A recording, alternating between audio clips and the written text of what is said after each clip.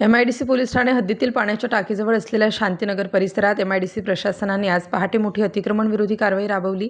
एमआयडीसीच्या मालकीच्या जागेवर उभारण्यात आलेल्या झोपड्या व पत्र्याच्या शेड हटवण्यासाठी प्रशासनाने मोठा पोलीस बंदोबस्त तैनात करत ही मोहीम पार पाडली। पहाटे 5:30 ते 6 वाजण्याच्या सुमारास अचानक कारवाई सुरू झाल्याने परिसरातील रहिवाशांची एकच धांदल उडाली। अनेक कुटुंबे झोपेत असतानाच अधिकारी, कर्मचारी आणि यंत्रसामग्री घटनास्थळी दाखल झाल्याने नागरिकांनी आपले साहित्य व घरगुती वस्तू वाचवण्यासाठी धावपळ केली। काही वेळ परिसरात तणावाचे वातावरण निर्माण झाले होते। कारवाई दरम्यान कोणताही अनुचित प्रकार घडू नये यासाठी एमआयडीसी पोलीस ठाण्याचे पोलीस निरीक्षक, पोलीस उपनिरीक्षक तसेच मोठ्या संख्येने अधिकारी व कर्मचारी उपस्थित होते। महाराष्ट्र शासनाच्या एमआयडीसी विभागातील वरिष्ठ अधिकाऱ्यांच्या मार्गदर्शनाखाली ही मोहीम राबवण्यात आली। अतिक्रमण हटवण्यासाठी जेसीबी व अन्य यंत्रसामग्रीचा वापर करण्यात आला।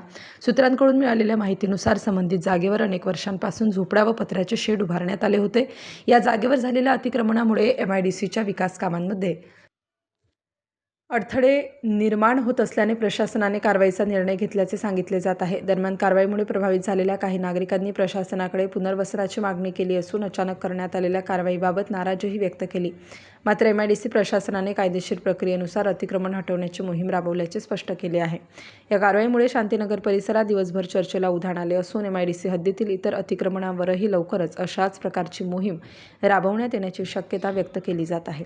स्टार न्यूजसाठी मोहसिन पठाण, नाशिक।